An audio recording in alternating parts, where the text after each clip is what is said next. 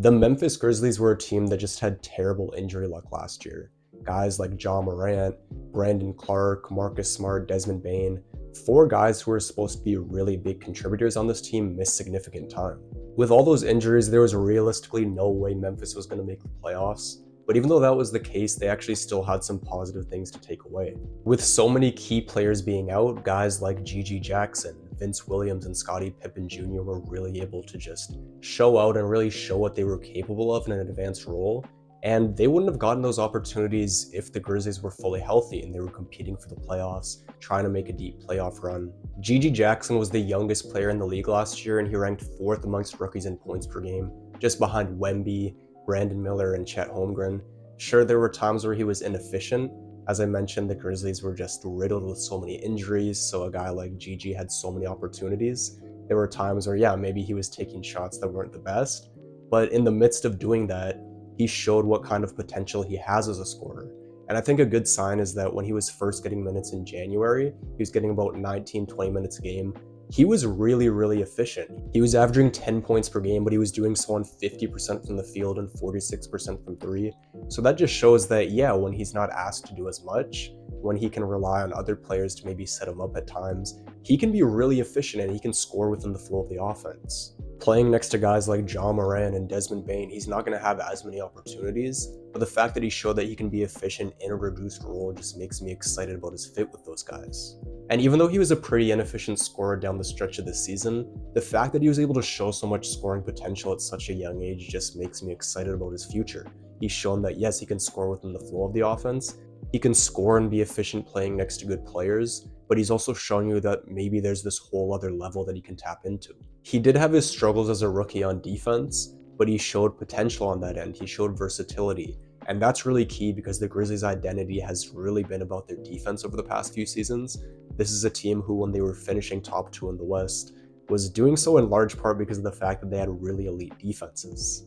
Unfortunately, he will miss the first few months of the season due to injury, but when he does return to health, the big way he's going to earn minutes is through his defense. And the fact that he's shown potential on that, it makes me feel like he can earn minutes that way. Then there's Vince Williams, who just really came out of nowhere last season. Regardless of what people say, Dillon Brooks was a big loss for the Grizzlies. He's someone who, yes, had his flaws, but he was a guy who just brought so much energy. He wasn't going to back down from anybody. He gave so much effort on defense, and he's just one of those guys who you hate having to go up against, but you probably love him when he is on your team. The thing with Dillon Brooks is that he could get carried away at times. There were moments where he would just really heavily lean into trash talk, and that would just cause teams to have extra motivation when going up against the Grizzlies. Then offensively, there were times where his shot selection was just horrible. And when you have guys like Ja Morant, Desmond Bane, and Jaren Jackson, you don't really need a guy like Dillon Brooks to be chucking up bad shots and just really wasting a lot of half-court possessions. So Vince Williams is actually a nice change of pace. He's someone who's going to bring a lot of effort on defense, but then offensively, he's not going to take those ill-advised shots that Dillon Brooks was taking. He's going to allow Ja Morant, Desmond Bane, Jaren Jackson, Gigi Jackson, any of the other scorers on this team that are better than him to take their shots, and he's going to be fine taking a back seat to these guys and playing in a reduced role.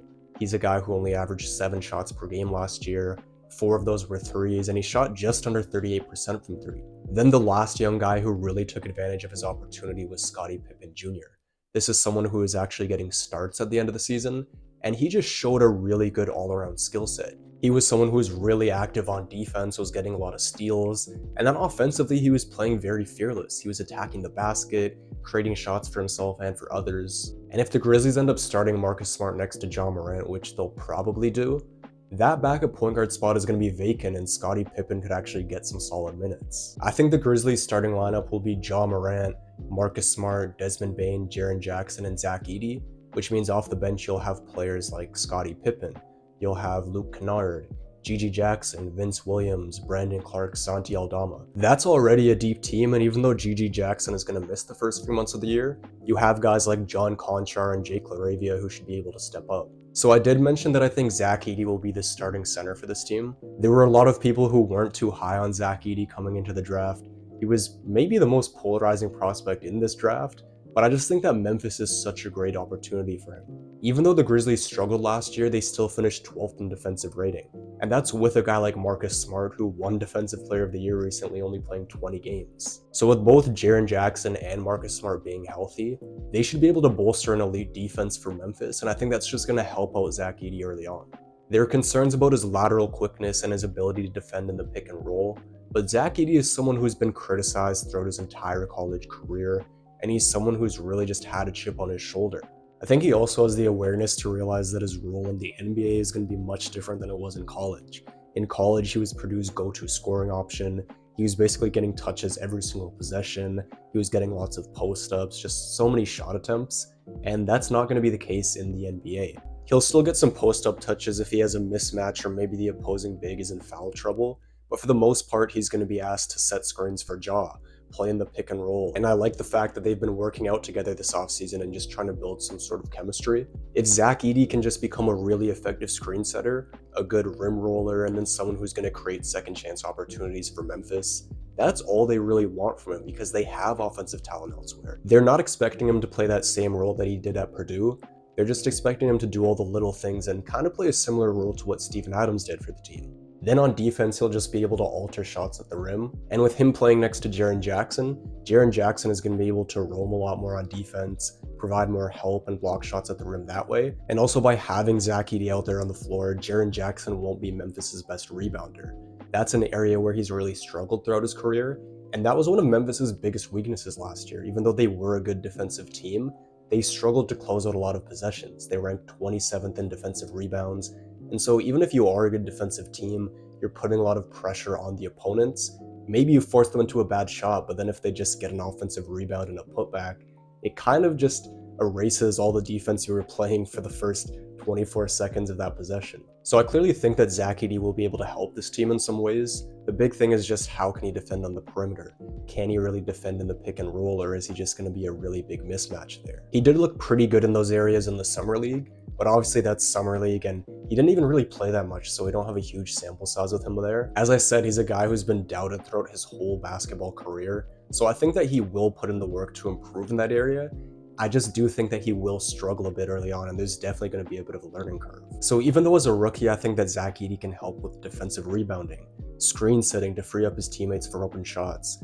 If he can't really defend too consistently and too effectively in the pick and roll, it makes you wonder how many minutes he's going to be able to play per night. Is he someone that's only going to be able to play maybe 16 or 17 minutes a night, or can he reliably play 26 to 27 minutes? And it's with that uncertainty where I feel like it's a good time to transition into my concerns about this team. We all know how great Jaren Jackson is on defense, but he does struggle as a rebounder. So with that being said, you want to pair him next to an ideal big. Zach Edey is someone who, yes, could provide some help on the defensive rebounding, but if he can't really defend in the pick and roll, then you may not feel too confident playing those guys next to one another for 20 to 25 minutes a night. The Grizzlies do have a guy like Brandon Clark who's a better overall player than Zach Edey right now.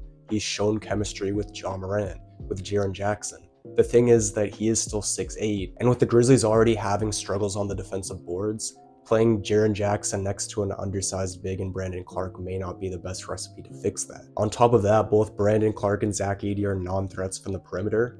They could opt to start someone like Santi Aldama. He's improved on defense over the years. Offensively, he can put the ball on the floor. He can shoot the three at a respectable rate. I just think that given the fact that Zach Edey was a lottery pick this year, I could see Memphis starting him and giving him opportunity for that reason. Another concern I have about this team is their three-point shooting. Last year, they ranked 29th in three-point percentage, and you might be thinking that that number suffered because Desmond Bane and Luke Kennard missed a lot of time. And on top of that, Ja Morant was out for most of the season, and while he's not a great individual three-point shooter himself, he's someone who just generates so many good three-point looks for his teammates because he gets into the paint, draws so much attention, and then he's able to kick out to those shooters. If we go back and look at the Grizzlies' three-point shooting over the years, though, you'll find that they've always been a below-average three-point shooting team ever since Ja came into the league.